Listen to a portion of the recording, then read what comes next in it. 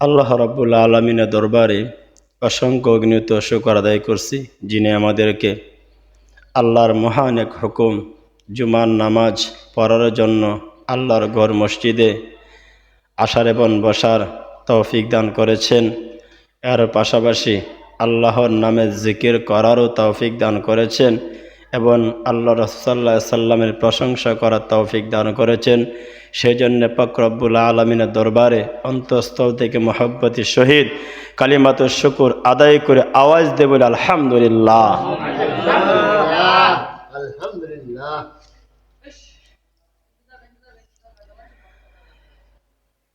আমি আপনাদের সম্মুখে পবিত্র কোরআনের সূরাতুল বনী ইসরাঈলের 23 এবং 24 সং এই দুইটা আয়াত তেলাওয়াত করেছি এবং সহিহ ইবনে মাজাহ শরীফ থেকে ছোট্ট একখানা হাদিস তেলাওয়াত করেছি। আল্লাহ তাআলা আমাকে যেন এই আয়াতগুলো এবং হাদিসকে সামনে রেখে ইখলাসের সহিত কিছু কথা বলার এবং আপনাদের সকলকে আমলের সহিত শোনার তৌফিক দান করেন। সকলে একবার বলি আমিন। অত্যন্ত গুরুত্বপূর্ণ আয়াত যেটা আমি আপনাদের সম্মুখে তুলে ধরেছি। এই আয়াতের মাধ্যমে আল্লাহ তাআলা আমাদেরকে যিনি গর্ভে ধারণ করেছেন, আমাদের মা যাকে বলা হয়, এ মায়ের মর্যাদার আলোচনা করেছেন। সুবহানাল্লাহ। মায়ের মর্যাদা আছে না নাই? মায়ের মর্যাদা এতই ঊর্ধ্বে, আল্লাহ একটা কথাই বলে দিয়েছেন, যিনি তোমাকে গর্ভে ধারণ করেছেন তার মাধ্যমে তুমি পৃথিবীতে প্রবেশ করেছ। তার মাধ্যম ছাড়া তুমি পৃথিবীতে আসতে পারত না। আমি এটাই নিয়ম করে নিয়েছি, একমাত্র 2-3 জনকে আমি আল্লাহ তাআলা শুধু, 2 জনকে আমি আল্লাহ তাআলা সরাসরি, 1 জনকে আমি আল্লাহ তাআলা সরাসরি নিজের কুদরতে হাত দ্বারা বানিয়েছি। তিনি হচ্ছেন হযরতে আদি পিতা আদম আলাইহিস সালাম। তারপরে আমাদের যিনি আদি মাতা হযরতে হাওয়া আলাইহিস সালাম, ওনাকে আল্লাহ তাআলা আদম আলাইহিস সালামের বাম পাজরের হাড় থেকে বানিয়েছেন। তিনারও বাবা মা নাই, আদম আলাইহিস সালামেরও বাবা মা নেই এবং হযরতে মা হাওয়া আলাইহিস সালামেরও বাবা মা নেই। আরেকজনকে আল্লাহ তাআলা পিতা ছাড়া শুধু মায়ের মাধ্যমে গর্ভে ধারণ করে পৃথিবীতে পাঠিয়েছেন। তিনি হচ্ছে বিশিষ্ট পয়গম্বর। আল্লাহ তাআলা যাকে ছোটকালে আল্লাহ তাআলা কিতাব দিয়েছেন, নবুয়ত দিয়েছেন, যার নাম হযরতে ঈসা আলাইহিস সালাতু ওয়াস সালাম। এছাড়া পৃথিবীতে যত মানুষ আসছে সকলেরই বাবা মা ছিল, সকলেরই বাবা মা ছিল। তা আল্লাহ তাআলা বলেছেন মায়ের মর্যাদা এত ঊর্ধ্বে, যে ব্যক্তি বাবা মার প্রশংসা করলো না সে যেন আমি আল্লাহ তাআলা কৃতজ্ঞতা প্রকাশ করলো না। বাবা মায়ের কৃতজ্ঞতা প্রকাশ করা হচ্ছে ফরজ আইন। বাবা মার কৃতজ্ঞতা প্রকাশ করা, কারণ এই বাবা মার মাধ্যমেই, এই মায়ের মাধ্যমে পৃথিবীতে আমি আগমন করেছি।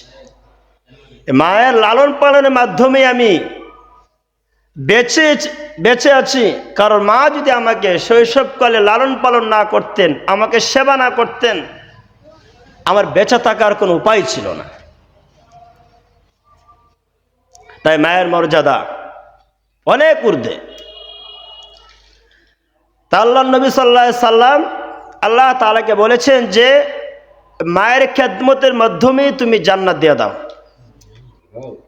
আল্লাহ কবুল করেছেন। তার হাদিস শরীফে আসছে, সহিহ মিশকাত শরীফের এক হাদিসে আসছে, আল জান্নাতু তাহতা আকদামিল উম্মাহাত, মায়ের পদতলি হচ্ছে সন্তানদের জান্নাত।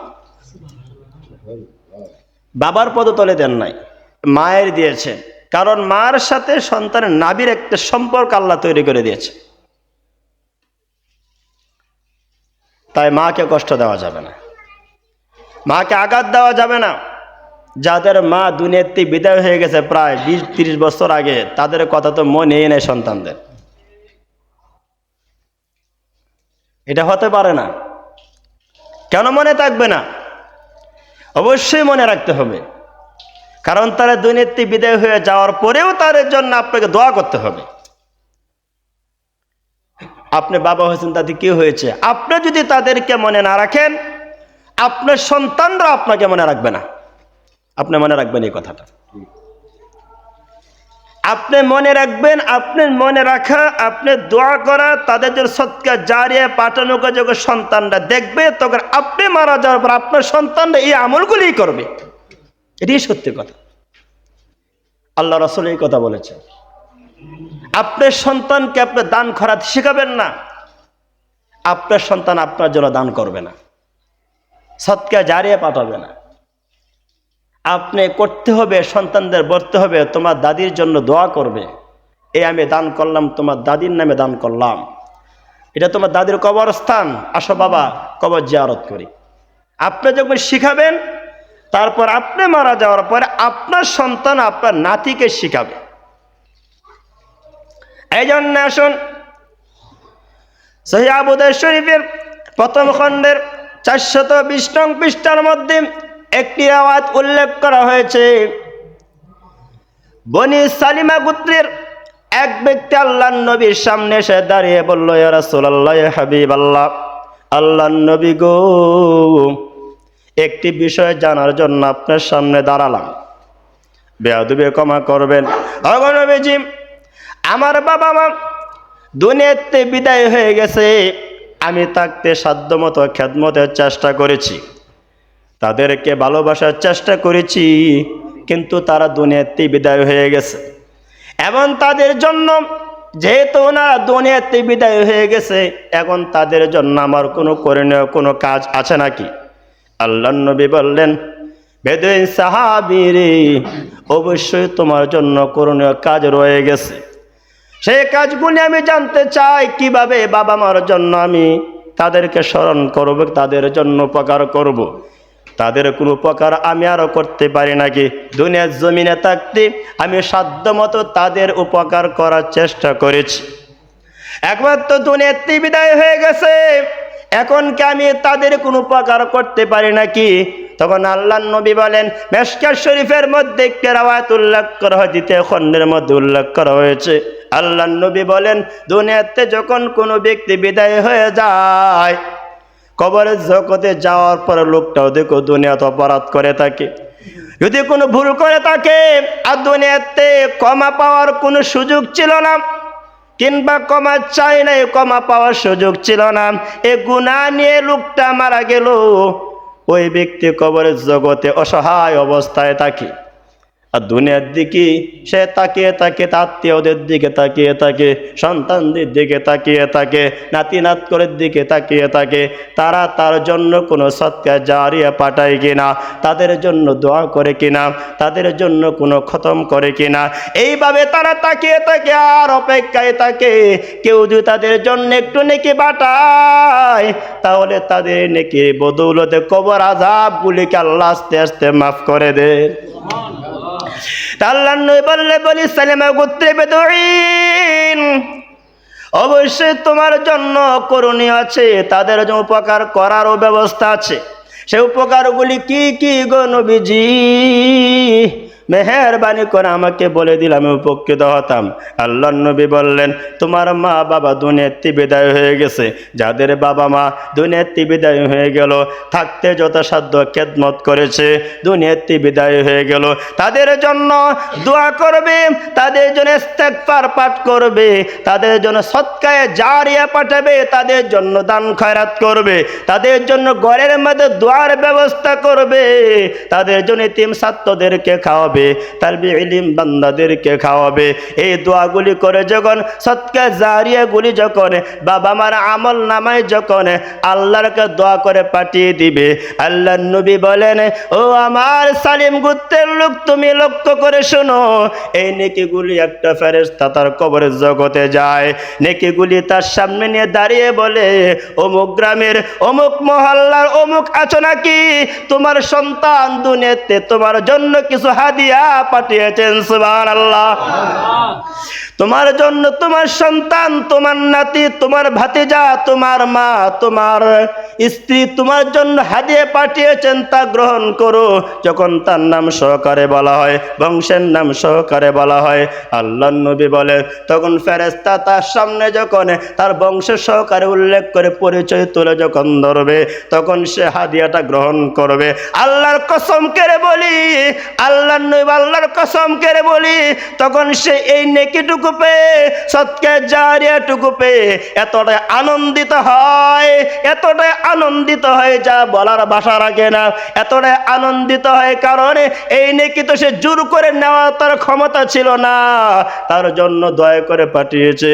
তখন সে নেকিটুকু নিয়ে সবার সামনে দাঁড়িয়ে বলে, কবরবাসীর লোকেরা তোমরা তাকিয়ে দেখো, আমার আত্মীয়, আমার সন্তান, আমার নাতি আমার জন্য নেকি পাঠিয়েছে, সদকা জারিয়া পাঠিয়েছে, তোমরা সাক্ষী দেখো, আমি তাদের প্রতি সন্তুষ্ট হয়ে গেলাম।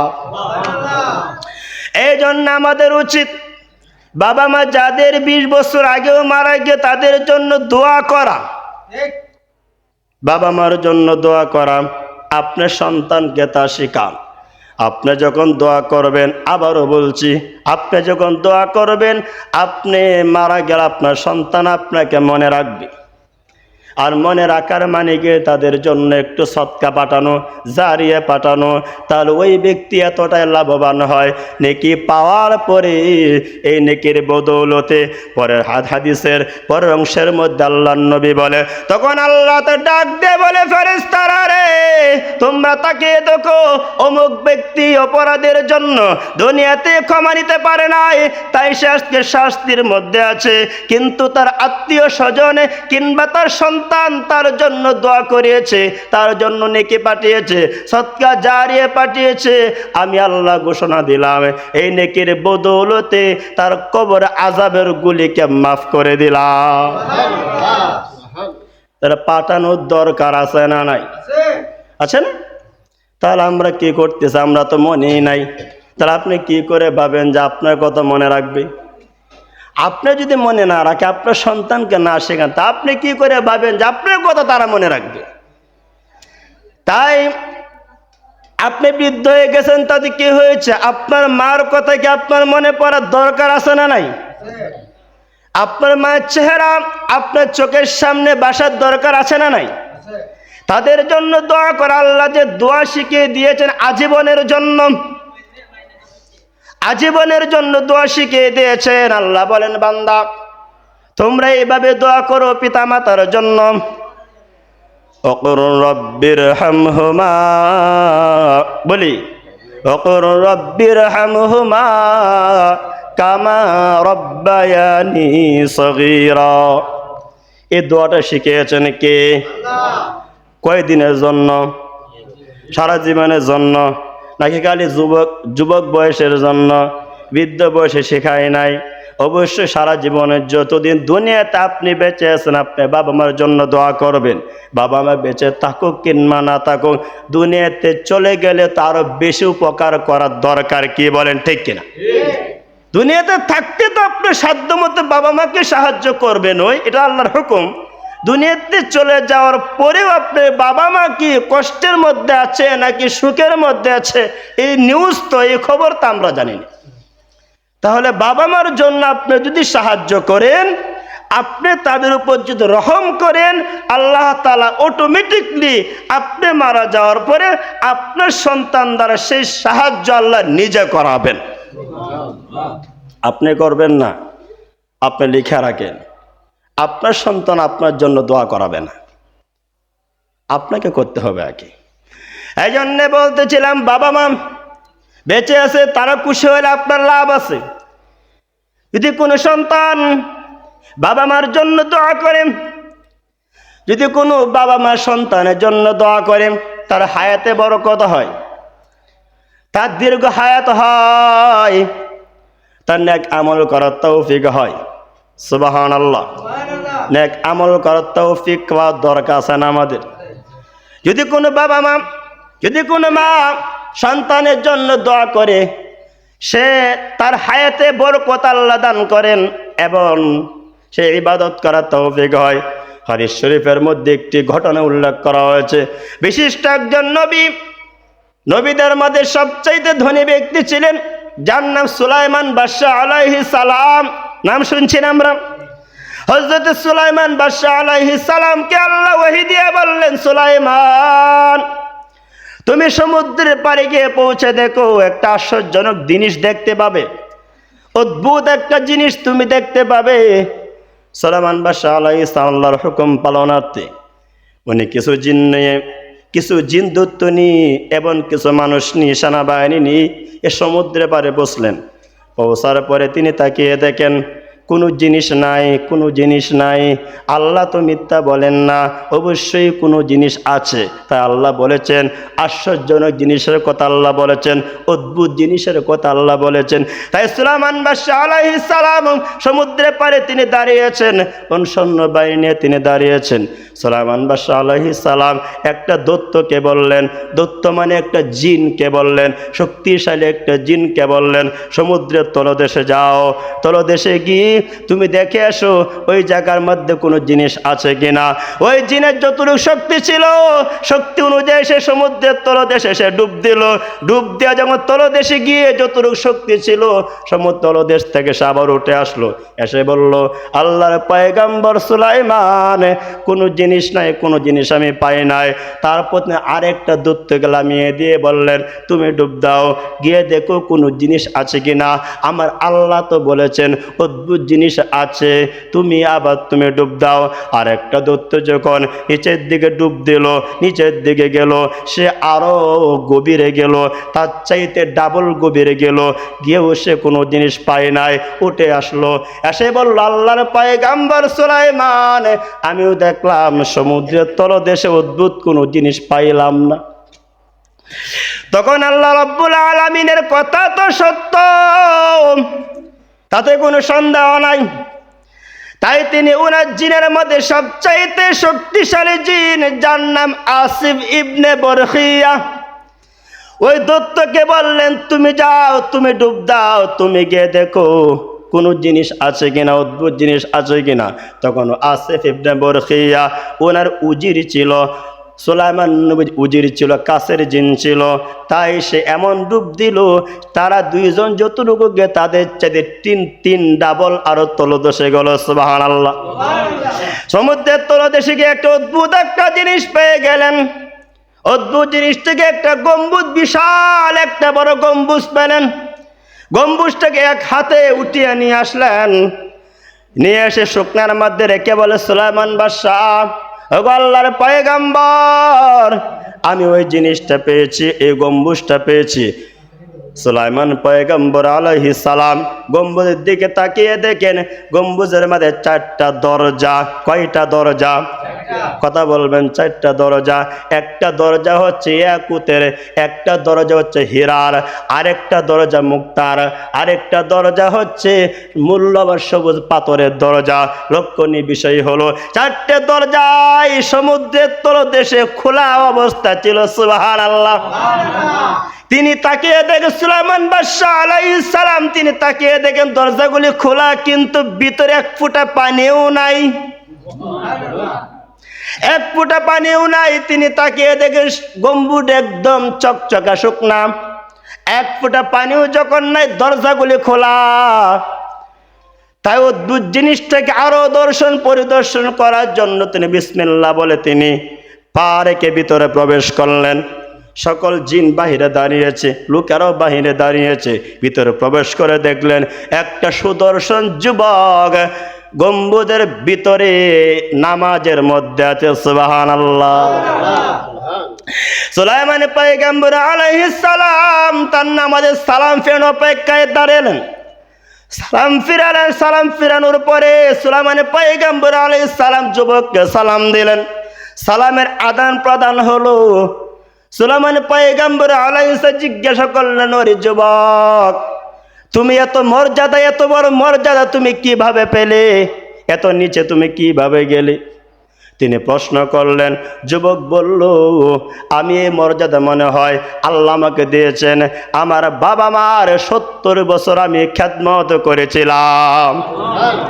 আমার বাবা 70 বছর খেদমত করেছিলাম। আমার মনে হয় আমার বাবা মা দোয়ার বরকতে আল্লাহ আমাকে এই মর্যাদা দিয়েছেন। কেমন খেদমত করেছিলে, তোমার বাবা মা কেমন ছিল? তখন যুবক বলল, আমার বাবা ছিল অর্ধঙ্গ, অর্থাৎ লুলা ছিল, আর মা ছিল অন্ধ, চোখে দেখতেন না। উভয়ের আমি খেদমত করেছি 70 বৎসর। আমার মা মারা যাবার পূর্বে আমার খেদমতে সন্তুষ্ট হইয়া আমার মা আমার জন্য দোয়া করেছেন, আয় আল্লাহ আমার সন্তানকে তুমি দীর্ঘ হায়াত দান করো, আর তাকে দীর্ঘ হায়াত দান করো। আর আমার বাবা দোয়া করেছিলেন, আয় আল্লাহ আমার সন্তানকে এমন জায়গায় ইবাদত করার তৌফিক দিও যে জায়গার মধ্যে ইবলিস শয়তান প্রবেশ করতে না পারে। আমার মনে হয় বাবা মার দোয়া কবুল হয়েছে। বুঝতে পারলাম নিচের দিকে কিভাবে গেলে। তখন বলল, আমার বাবা মা যখন ইন্তেকাল করলেন, দুনিয়াতে বিদায় হয়ে গেল। বিদায় হওয়ার পরে আমার মনকুন্ন অবস্থায় এ সমুদ্রে পাড়ে আমি হাঁটতে আসলাম। হাঁটতে এসে দেখি একটা সুন্দর একটা গম্বুজ। এই গম্বুজের সৌন্দর্য দেখে আমার খুব ভালো লাগলো, তাই আমি গম্বুজের কাছে আসলাম। এসে তার ভিতরে আমি প্রবেশ করলাম। প্রবেশ করতে আসমান থেকে কে যেন এসে আমাকে সহ গম্বুজ সহ সমুদ্রের তলদেশে নিয়ে গেল। সুবহানাল্লাহ। সোনার পয়গম্বর জিজ্ঞেস করলেন, বুঝতে পারলাম তুমি কোন জমানার উম্মত, তুমি কোন নবীর উম্মত, তুমি কোন জমানায় সমুদ্র তলদেশে গিয়েছো, আমাকে একটু খুলে বলো। তখন যুবক বলল, আমি ইব্রাহিম পয়গম্বর আলাইহিস সালামের জমানার উম্মত। হিসাব করে দেখা গেল 2000 বছর সমুদ্রের তলদেশে আছে। কত হাজার বছর এই হায়াত দিয়েছেন কে? তখন সুলাইমান বাদশাহ আলাইহিস সালাম লক্ষ্য করলেন 2000 বছর ইবাদত করছে সমুদ্রের তলদেশে, কিন্তু তার মাথার একটা চুলও পাকে নাই। সুবহানাল্লাহ। তখন জিজ্ঞাসা করলো, বুঝতে পারলাম তাহলে তোমার খাবারে আহারের ব্যবস্থা কি ছিল? 2000 বছর তুমি নিচে থাকলে আহারের ব্যবস্থা কি ছিল? তখন বলল, আহারের ব্যবস্থা এমন ছিল, একটা পাখি আসতো আমার কাছে, তার মুখের মধ্যে খাবার থাকতো, মানুষের মাথার ন্যায় একটা বড় একটা খাবার থাকতো। এই খাবারের মধ্যে পৃথিবীর সমস্ত খাদ্যের স্বাদ আল্লাহ রেখে দিয়েছিলেন। তখন তিনি বললেন, তুমি কি এখানে থাকতে চাও নাকি আবার জায়গা পৌঁছায় দিব? তখন বললেন, না, আমি আগের জায়গায় চলে যেতে চাই। এই ঘটনা থেকে আমরা কি বুঝতে পারলাম? বাবা মার দোয়াতে সন্তানের লাভ না ক্ষতি? খেদমত করলে লাভ না ক্ষতি? লাভ আছে, লাভ আছে। তাই আমরা কি করব? বাবা মাকে কষ্ট দিব না। যুবকদেরকে বলছি, বাবা মাকে কষ্ট দেওয়া যেমন উত্তেজিত হয়ে তাদের সামনে রাগান্বিত হয়ে কথা বলা যাবে না।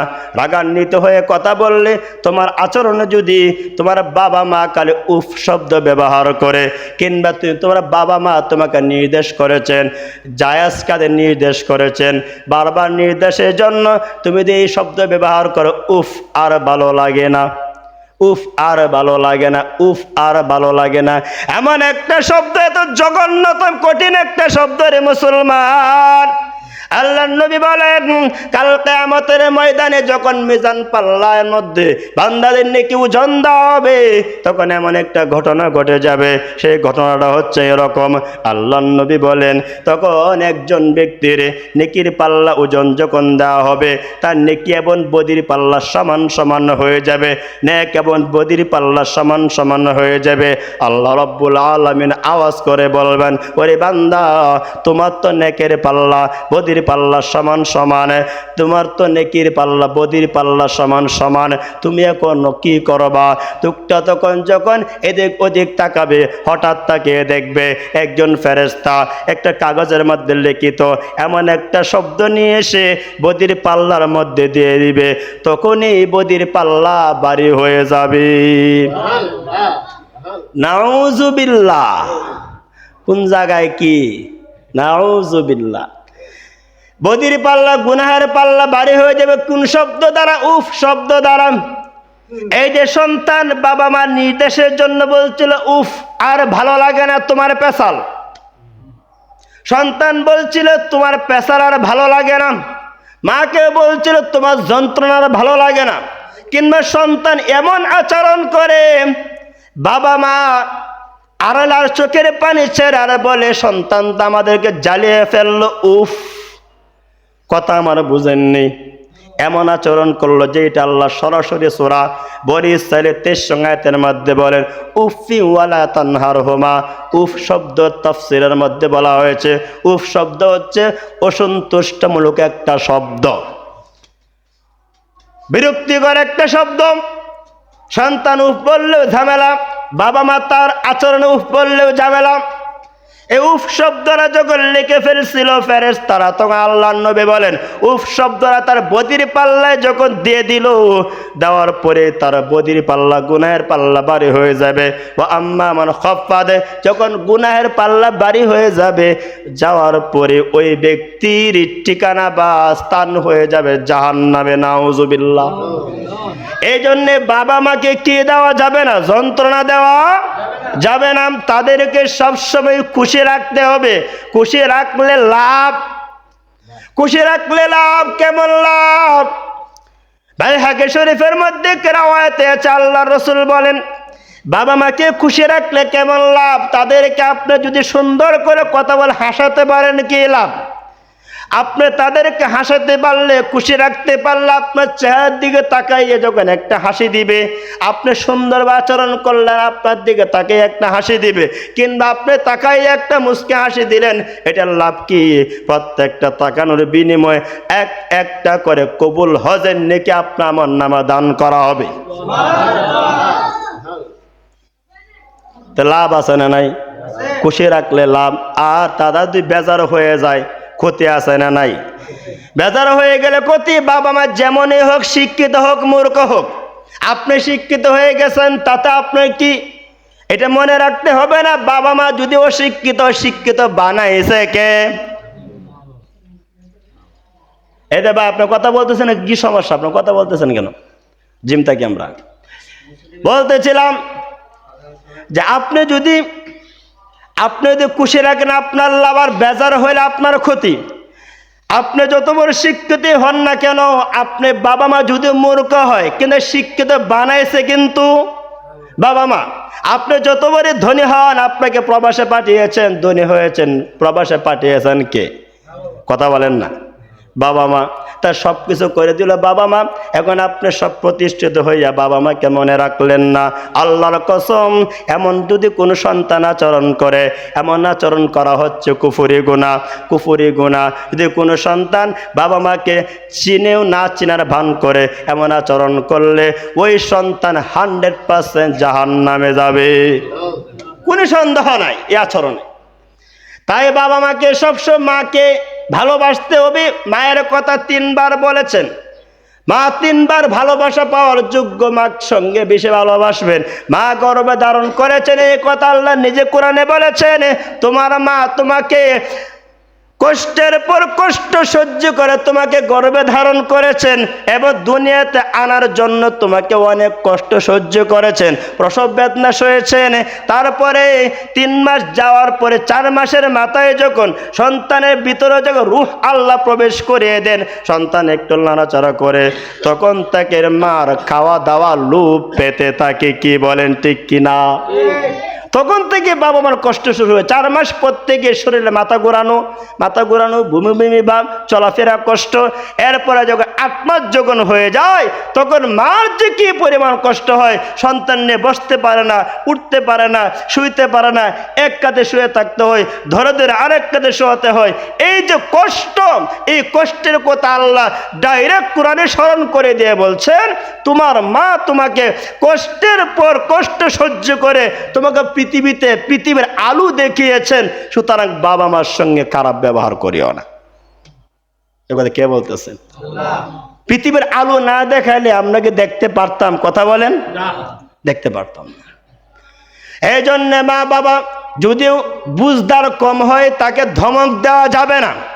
এই কথা কে বলেছেন? ওয়ালা তানহারহুমা। বাবা মা বুঝদার কম হলেও তাকে ধমক দেওয়া যাবে না, বুঝিয়ে বলতে হবে। তাকে ধমকের সুরে কথা বলা যাবে না। আপনি স্পষ্ট মনে রাখবেন, যদি কোনো সন্তান তার বাবা মাকে ধমক দিয়ে কথা বলে, তার সন্তানও তাকে ধমক দিয়ে কথা বলবেন। সত্যি কথা। একজন ব্যক্তি এক সন্তানকে বিবাহ করে বাড়িতে আনছে, আনার পরে আপনার শাশুড়ি একদিন হঠাৎ করে বলতেছে যে বৌমা আমার পিঠটা চুলকাইতেছে, আমার পিঠটা একটু চুলকা দাও তো। পিঠটা চুলকানোর জন্য যখন সে হাত বাড়ায়, হাতের আগে পাও যায় পিঠের উপরে। কথা বুঝতেছেন আমার? সে পিঠ চুলকানোর জন্য কি বাড়াইছে? হাত। পিঠ চুলকায় দেবে শাশুড়ির, আর যায় কি? পাও যায়। সে বুঝতেছে না বিষয়টা, শাশুড়ি তো ওইদিকে ফিরে আছে, সে বুঝতেছে না ব্যাপার কি, আমার পাও যায় কেন। পিঠ চুলকানোর জন্য হাত সে সামনে বাড়া, হাতের আগে পা যায় পিঠ চুলকা পাও দিয়ে। শাশুড়ি বলল বৌমা এত দেরি করছো কেন, পিঠ চুলকাচ্ছ না কেন? তখন বলল শাশুড়ি মা বিষয়টা বুঝতেছি না কি হচ্ছে, আপনি পিছন দিকে তো আপনি দেখছেন না কি হচ্ছে। আমি তো চাই আপনার পিঠ চুলকানোর জন্য হাত দ্বারা চুলকাবো, কিন্তু আমার পাওটা সামনে যায় কেন? কথা বোঝেন নাই? পাওটা সামনে যায় কেন? শাশুড়ির মনে পড়ে গেল বৌমারে এটা তোমার কোনো দোষ না, এটা আমারই দোষ। আমার শাশুড়ির সঙ্গে খারাপ ব্যবহার করতাম, এই রাগান্বিত হইয়া আমার শাশুড়িকে আমার পাও দ্বারা চুলকাইয়া দিছিলাম। নাউজুবিল্লাহ বলবেন না? এটা তোমার দোষ না। তাই বোঝা গেল যে যেইটা করবো তার কর্ম সেইটাই এসে দুনিয়াতেই পাবে। এটাই সত্যি কথা। কারণ যদি কোনো সন্তান তার বাবা মার সঙ্গে যদি কোনো খারাপ আচরণ করে, তার লিখে রাখতে হবে আল্লাহর কসম তার সন্তান তার সঙ্গে এটাই করবে। এই জন্যে বাবা মা হচ্ছে সম্মানী বস্তু, মা হচ্ছে সবচাইতে বেশি সম্মানী বস্তু। মা দ্বারা মক্কা, মা দ্বারা মদিনা, মা দ্বারা মদিনাতুল মুনাওয়ারা, মা একটা সম্মানী ডাক। আল্লাহ রাব্বুল আলামিন এই মাকে এত সম্মান দিয়েছেন, যখন সন্তান দুনিয়াতে আনার জন্য, দুনিয়ার আলো দেখানোর জন্য মা প্রসব বেদনা কষ্টের পর কষ্ট সহ্য করেন, তখন যখন মা ইস করে যখন একটা ডাক দেয়, আল্লাহ বলে ডাক দেয়, আল্লাহ সহ্য করতে পারছে না। আল্লাহর নবী বলেন এক একটা ডাকের জন্য, এক একটা শব্দের জন্য ওই মায়ের আমল নাম এক একটা করে কবুল হজের নেকি দান করেন। আর যদি সন্তান নিয়ে তারা উভয় টিকে থাকতে পারে, মাও বেঁচে আছে সন্তানও বেঁচে আছে, আল্লাহর নবী বলেছেন সন্তান নিয়ে টিকে থাকতে পারলে মার কি মর্যাদা। আল্লাহর নবী বলে সাহাবীরা যখন আমার সঙ্গে যুদ্ধের ময়দানে যেতেন, তারা যুদ্ধ করে যে বিজয় লাভ করতাম, আমরা গাজী হতাম, সাহাবায়ে কেরাম গাজী হতেন, যেই নাকি পেত একটা মা সন্তান প্রসব করার পরে সন্তান নিয়ে টিকে থাকতে পারলে আল্লাহ তাআলা ওই মাকে গাজীর নেকি দান করে দেন। আর যদি আল্লাহ না করে যদি কোনো মা সন্তান প্রসব করতে গিয়ে, সন্তানকে দুনিয়ার আলো জাগাইতে গিয়ে, সন্তানকে দুনিয়া টানতে গিয়ে, স্বামীর মনটাকে খুশি করতে গিয়ে, স্বামীর মুখে হাসি ফোটাতে গিয়ে সন্তান যখন প্রসব করতে শুরু করেন, আল্লাহর নবী বলেন এই অবস্থায় যদি মা সন্তান নিয়ে টিকে থাকতে না পারেন, সন্তান টিকে আছে মা মারা যায়, এমন ঘটনা ঘটে না? ঘটে না? ঘটে না? মা বেঁচে আছে সন্তান, মা বেঁচে আছে সন্তান, মাদের সন্তান বেঁচে আছে, মা মারা যায়। সন্তানকে পৃথিবীর আলো দেখানোর জন্য মা যদি ইন্তেকাল করে, আল্লাহর নবী বলেন যদি কোনো মা সন্তানকে পৃথিবীতে আনার জন্য প্রসব বেদনা সহ্য করতে না পেরে ইন্তেকাল করে, আল্লাহ তাআলা ওই মাকে শহীদের মর্যাদা দান করেন। ওই মাকে উফ শব্দ ব্যবহার করা যাবে না, কারণ আল্লাহ রাসূল সাল্লাল্লাহু আলাইহি সাল্লাম তিনি বলেন হুমা জান্নাতুক ওয়া নারুক, তোমার মা তোমার জন্য জান্নাত, তোমার মা তোমার জন্য জান্নাত। তুমি তাদের খেদমত করে খুশি করে যদি তাদেরকে খুশি করে পৃথিবীতে বিদায় করতে পারো, তুমি লিখে রাখো আল্লাহ তোমাকে বিনা হিসাবে জান্নাত দান করে দিবে। আর যদি তুমি অনারুক আদু, তাদের সঙ্গে অবাধ্য আচরণ করো, অশ্লীল আচরণ করো, অবাধ্য ভাষা ব্যবহার করো, তাদেরকে তুই তুকারি করো, তাদের সঙ্গে কট্টরপন্থী ব্যবহার করো, কর্কশ ভাষা ব্যবহার করো।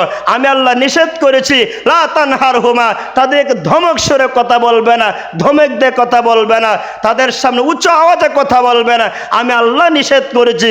তারপরেও তুমি যদি করো, তুমি মনে রাখো, আমার ইজ্জতের কসম কেড়ে বলছি, তুমি যত বড় দিনদার হও না কেন, বুজুর্গ হও না কেন, আলেম হও না কেন, মুফতি হও না কেন, মুহাদ্দিস হও না কেন, তাহাজ্জুদ গুজার হও না কেন, যত বড় পৃথিবীর দানশীল হও না কেন, আল্লাহর কসম, তোমার মাকে কষ্ট দেওয়ার কারণে, কর্কশ ভাষা ব্যবহার করার কারণে, ধমক দিয়ে কথা বলার কারণে, তাদের সঙ্গে অশ্লীল ব্যবহার করার কারণে তোমার কপালে জাহান্নাম ছাড়া কিছু আমি আল্লাহ রাখি না।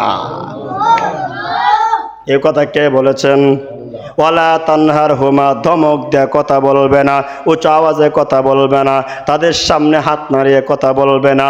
আল্লাহর নবী বলেন, তাহলে সাহাবারা বলল, ইয়া রাসূলুল্লাহ, তাহলে আমরা কিভাবে কথা বলবো?